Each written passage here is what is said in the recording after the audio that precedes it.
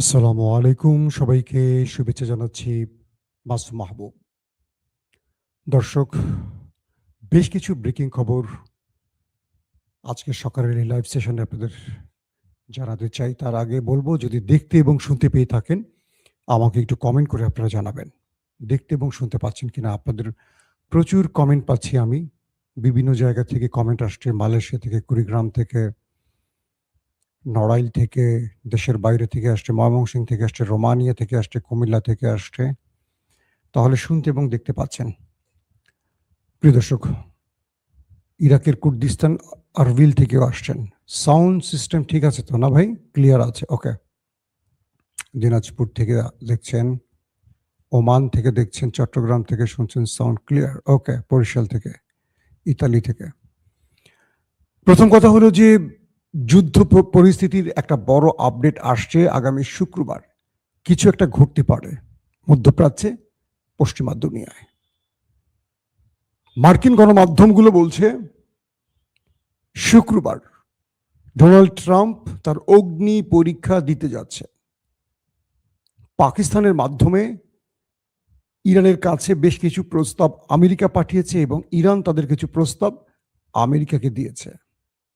পাশাপাশি ইসরায়েল ভাবছে যে শুক্রবার যদি ডোনাল্ড ট্রাম্প যুদ্ধ বন্ধ করে দেন তাহলে একচাটিয়া মারটা খেতে পারেন তিনি, বা তার খায়েশ পূরণ না হলে কি করবে? এই যুদ্ধটাকে আরো দীর্ঘ করার উপায় কি আছে? পাশাপাশি নেতাচাতুর দেশটির ভেতরে 70 থেকে 72টি পয়েন্টে ব্যাপক অ্যাটাক করেছে ইরান। তাদের পাওয়ার প্ল্যান্ট পর্যন্ত উড়িয়ে দিয়েছে। মোসাদ অস্ত্রাগারেও, গোপন আস্তানাতেও হিট পড়েছে ইরানের। অনেক গুরুত্বপূর্ণ খবর আসতেছে একটার পর একটা। সেন্ট মার্টিন থেকে দেখছেন সেলিম না, সন্দ্বীপ থেকে দেখছেন, সিলেট থেকে দেখছেন, মৌলভীবাজার থেকে দেখছেন, পাবনা থেকে দেখছেন। ওকে। খাজা নাসিরুদ্দিন পুটিয়া রাজশাহী থেকে, শাহিন নাওগাঁ থেকে। দর্শক, পাকিস্তানের মাধ্যমে ইরানের কাছে আমেরিকা বেশ কিছু শর্ত পাঠিয়েছে। বলা হচ্ছে প্রায় 15টি শর্ত ইরানকে দিয়েছে শাহবাজ শরীফের মাধ্যমে ইরানকে। ইরান এই শর্তগুলো ছুঁড়ে ফেলে দিয়ে বলছে যে 15টা শর্ত দেখার সময় আমাদের নাই। আমরা তোমাদেরকে যে শর্তগুলো এখন দিচ্ছি এগুলো তোমরা আমেরিকার কাছে পৌঁছে দিও। আমেরিকা যদি এই শর্ত মানতে রাজি হয় তাহলে আমরা যুদ্ধ বন্ধ করব, এছাড়া নয়। আমরা আমেরিকার কোনো শর্ত মানতে এই মুহূর্তে রাজি নয়। এক, নতুন যে শর্তগুলো পাওয়া গেছে পূর্বের শর্তের মাঝে আরো নতুন করে যে শর্তগুলো আসছে তার এক নাম্বার হলো ইরানের মধ্যে যে গুপ্ত হত্যা চালাচ্ছে শত্রুপক্ষ বারবার, তাদের বিভিন্ন নেতাকে টার্গেট করে হত্যা, এটা বন্ধ করতে হবে। ইরানের কোনো সামরিক, রাজনৈতিক, পারমাণবিক বা কোনো ক্ষেত্রের গুরুত্বপূর্ণ ব্যক্তিকে টার্গেট করে আর গুপ্ত হত্যা চালাতে পারবে না। 2 নম্বর, ইরানের ভেতরে আর কোনো হামলা চলবে না। এটা গ্রান্টার রাষ্ট্রের মাধ্যমে, জাতিসংঘের মাধ্যমে এটাকে ঘোষণা করতে হবে যে ইরানের মধ্যে আর হামলা করা যাবে না, কারণ গত 9 মাসে 2বার ইরানে হামলা করেছে সেই পক্ষটি। 3 নম্বর, ইরানকে এই হামলায় যে মানুষ মারা গেছে, তাদের যে ক্ষয়ক্ষতি হয়েছে, তার জন্য পুরো ক্ষয়ক্ষতির তাদের যা হয়েছে হিসেব করে ক্ষতিপূরণ দিতে হবে। প্রতিটি মানুষের মাথা ধরে হিসেব তো আছেই, পাশাপাশি তাদেরকে তাদের যে সম্পদের ক্ষতি হয়েছে তারও ক্ষতিপূরণ দিতে হবে। 4 নাম্বার, গাজার এবং হামাস গাজার আর হিজবুল্লাহ লেবাননের, তাদের উপর আর কোনো অভিযান চালাতে পারবে না। তাদের উপর আর সামরিক অভিযান বা হামলা চলবে না, এটাকেও পুরোপুরি বন্ধ করতে হবে। 5, হরমুজ প্রণালীতে ইরান এখন থেকে টোল আদায় করবে, এটা মেনে নিতে হবে। এখানে কোনো প্রকার চুদুরপুদুর চলবে না। ইরান এই 5টি নতুন করে শর্ত আমেরিকার উদ্দেশ্যে পাঠিয়েছি পাকিস্তানের মাধ্যমে। আসেন, গত রাত থেকে এখন পর্যন্ত নেতা কাক্কুর বাড়িতে ৭০ থেকে ৭২টি পয়েন্টে বড় আকারে অ্যাটাক করেছে ইরান। বলা হচ্ছে এই সময় মোসাদের গোপন আস্তানা উড়ে গেছে, সামরিক বাহিনীর রসদগার উড়ে গেছে, তাদের স্যাটেলাইট কমিউনিকেশন সিস্টেম ধ্বংস হয়েছে, তাদের লিডাররা যেসব বাড়িতে আত্মগোপনে ছিল সেসব উড়ে গেছে, তাদের গুরুত্বপূর্ণ সামরিক স্থাপনা উড়ে গেছে। বলা হচ্ছে এই ৭০-৭২টি টার্গেটে ইরান এত বড় আক্রমণ করেছে, যেগুলোর পর দেশটির ভেতরে এক মহাযজ্ঞ শুরু হয়ে গেছে। বলা হচ্ছে, ইসরায়েলের পক্ষ থেকে বলা হয়েছে যে আগামী ৪৮ ঘন্টা তারা বড় কিছু করতে চায়।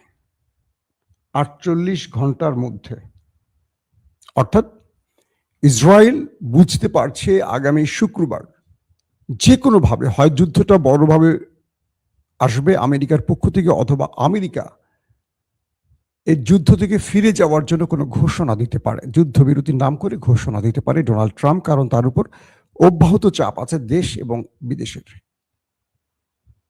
তাহলে নেতানিয়াহু কি করবেন? রাজনৈতিক বিশ্লেষকরা বলছেন ইরান এই সুযোগটি কাজে লাগাতে তার আক্রমণের ধার বাড়িয়েছে। প্রথমের চেয়ে, মানে প্রথম দিককার চেয়ে এখন এই মুহূর্তে ইরান ম্যাসিভ আকারে সেই দেশটির ভেতরে অ্যাটাক করে যাচ্ছে এবং তাদের সামরিক স্থাপনা শুধু নয়, তাদের মেরুদণ্ড ভেঙে দিতে, তাদের প্রযুক্তিগত উত্থানকে ভেঙে চুরমার করে দিতে সমান তালে মুস্তফা বাহিনী অ্যাটাক করে যাচ্ছে এবং তাদের যে বিশাল একটা পাওয়ার প্ল্যান্ট সেটাকে পুরোপুরি মিসাইল এবং ড্রোনের মাধ্যমে ধ্বংস করে দিয়েছে। তারা ইন্টারসেপ্ট করে সফল হয়নি। দেশটির মানুষ ঘুমানো তো দূরের কথা, তারা বাংকারেও আশ্রয় নিয়ে শান্তি পাচ্ছে না, সেখানে মিসাইল চলে যাচ্ছে এবং ক্লাস্টার যে গুচ্ছ বোমাগুলো আছে সেগুলো ছুটে ছুটে সেই বাংকারের দিকে চলে যাচ্ছে। এই পরিস্থিতিতে ইসরায়েলের টার্গেট হলো ইরানকে একটা বড় ৪৮ ঘন্টার মধ্যে একটা বড় ধাক্কা দিয়ে যুদ্ধটাকে আরো বড় করা, যাতে আমেরিকা কোনোভাবে যুদ্ধবিরতি ঘটাতে না পারে। এটি বলছে আমেরিকা এবং মধ্যপ্রাচ্যের রাজনৈতিক বিশ্লেষকরা। তারা বলছেন ওই দেশটির টার্গেট, নেতা সাহেবের টার্গেট যেন আমেরিকা যুদ্ধটা এখনই বন্ধ না করে, আর বন্ধ করার আগে যেন ইরানকে পুরোপুরি শেষ করে দেয়। আর আমেরিকার ভেতরে বাইরের একটি টার্গেট এখন এই যুদ্ধটা বন্ধ করা। আর ডোনাল্ড ট্রাম্প তিনি তার দুটো এক্সিট রুট খুঁজছেন, একটা হলো বিজয়ের মাধ্যমে এক্সিট রুট যেখানে, আর দ্বিতীয় হলো ইরান নিজেই যেন এমন কিছু করে যেটার মাধ্যমে আমেরিকার ডোনাল্ড ট্রাম্প তার ফেস সেভিংটা তৈরি করতে পারে। এই মুহূর্তে ট্রাম্পের সামনে পথ খোলা দুটো, এক বড় পরিসরে হামলা করে কিছু একটা করে দেখানো, আর নয় মাথা নিচু করে পরাজিত হওয়া। এখন ট্রাম্প কোন পথ বেছে নেবেন, যুদ্ধবিরতি নাকি যুদ্ধ? বলা হচ্ছে এই মুহূর্তে ইরানের খাড়দ্বীপে একটা বড় বাহিনী নামানোর সকল প্রস্তুতি শেষ হয়েছে। যে কোনো সময় ডোনাল্ড ট্রাম্প, হতে পারে শুক্রবারে, তার নতুন করে নির্দেশনা আসতে পারে, হয় যুদ্ধবিরতি অথবা ইরানের ভেতরে দখলদার নামিয়ে সেখানে দখল করা। ইরানের একজন সামরিক উচ্চপদস্থ কর্মকর্তা, যিনি মুস্তফা আলী খামেনির উপদেষ্টা, মহসিন রাজাই, তিনি বলেছেন আমেরিকার সেনাদের জীবনের যদি মায়া থাকে তাহলে তারা এই সিদ্ধান্তকে আরো ভেবেচিন্তে নেক। তিনি প্রশ্ন করছেন যে ইসরায়েলের জন্য যদি আমেরিকানরা জীবন দিতে চায় তাহলে ইরানে প্রবেশ করুক, কারণ যারা প্রবেশ করবে, মহসিন রিজাই বলছেন, যারা প্রবেশ করবেন তারা ফিরে যেতে পারবেন না, এটা হবে তাদের জন্য মৃত্যুকূপ।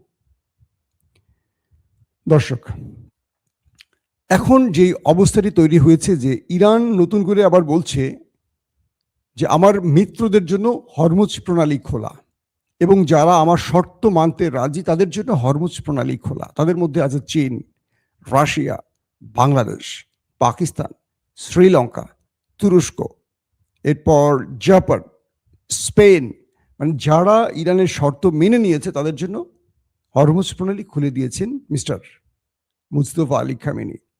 দর্শক, এখন যে অবস্থাটি আসছে, নতুন করে মধ্যপ্রাচ্য ইরানকে নিয়ে ভিন্ন চিন্তা করছে। একদিকে আরব আমিরাত সৌদি আরবের বিরুদ্ধে মার্কিন গণমাধ্যমগুলো কথা বলছে, অন্যদিকে কাতারের একজন সিনিয়র হাই অফিসিয়াল আজকে স্টেটমেন্ট দিয়েছেন যে ইরান আমাদের জন্য শত্রু নয়, ইরান আমাদের এখানে শত বছর নয়, হাজার বছর ধরে আমাদের প্রতিবেশী বন্ধু হয়ে আছে। আমাদের জন্য কখনো ইরান ভয়ের কারণ নয়, আতঙ্কের কারণ নয়।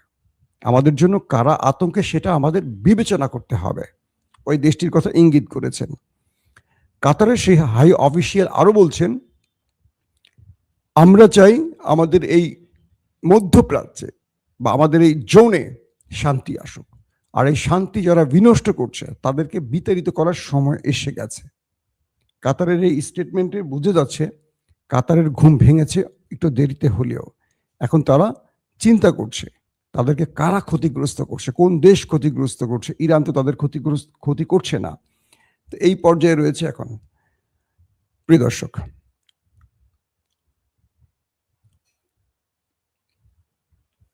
মার্কিন যুক্তরাষ্ট্রের একটি অন্যতম গণমাধ্যম CNN, তারা বলছে যে ট্রাম্প ইরানকে ধোঁকা দিচ্ছে।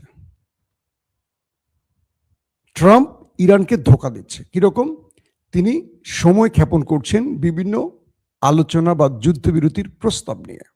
মূলত তিনি ইরানের মধ্যে একটা বড় অভিযানের জন্য প্রচুর মার্কিন সেনাকে হাজির করেছেন। যে কোনো সময় ইরানের খার্গদ্বীপ, যেটা ইরানের তেল এক্সপোর্টের 90% মজুদ, এখান থেকে 90% তেল পৃথিবীর বিভিন্ন দেশে রপ্তানি করা হয়। তো ট্রাম্পের টার্গেট, এখানে তিনি ম্যাসিভ আকারে অ্যাটাক করবেন।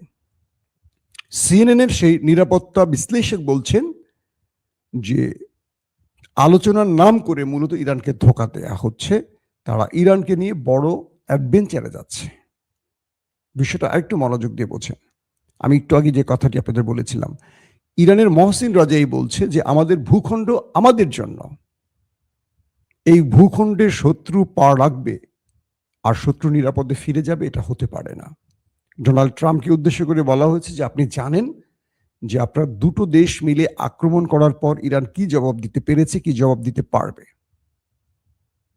আর একটু আগে যেটা বললাম যে আমেরিকার সেনাদের যদি জীবনের মায়া থাকে, তারা যেন ইসরায়েলের জন্য জীবন না দেয়। এখান থেকে কেউ জীবন নিয়ে ফিরে যেতে পারবে না। দর্শক, এখন যে বিষয়টা হয়েছে, ইরান বলছে যে আমরা এ পর্যন্ত 28 ফেব্রুয়ারি থেকে 81 দফা অ্যাটাক করেছি শত্রু দেশটির ভেতরে। তো কালকে একটি ভিডিও ফুটেজ আপনাদের দেখাবো বলেছিলাম, আজকে আমি চেষ্টা করব বিকেলের সংবাদে দেখাতে। পুরো দেশটির ভেতরে নেতা চাচ্চুর কালো কাক, তেল আবিব শহর থেকে হাজার হাজার কাক আকাশ কালো করে পালিয়ে যাচ্ছে। পুরো দেশটির মধ্যে আতঙ্ক ছড়িয়ে পড়ছে, কারণ তাদের দেশে ভয়ঙ্কর কিছু ঘটবে। কাকের এই চলে যাওয়া তাদের জন্য একটি মহা বার্তা হিসেবে তারা বিবেচনা করছেন। বলা হচ্ছে যে ওই দেশটির জন্য মহা বিপদ আসছে, আর কালো কাক তার সাংকেতিক কোনো দলিল হিসেবে কাজ করছে।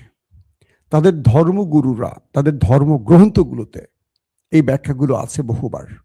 হঠাৎ করে তেল আবিবে হাজার হাজার কাক আকাশে আসলো এবং সেগুলো তেল আবিব ছেড়ে চলে যাচ্ছে। অর্থাৎ প্রকৃতির এক অমোঘ নিয়মে আল্লাহ রাব্বুল আলামিনের পক্ষ থেকে এমন কিছু বার্তা আসে, যে অঞ্চলে মহামারী আসে সেখান থেকে অনেক পাখিকুল, অনেক প্রাণী সরে যায়।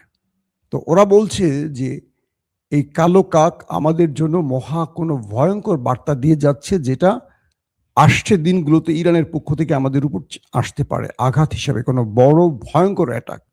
আর তাই অগ্রিম সৃষ্টিকর্তার ইশারায় এই পাখিগুলো তাদের দেশ ছেড়ে চলে যাচ্ছে। এটা নিয়ে অনেক রকম আলোচনা হয়েছে।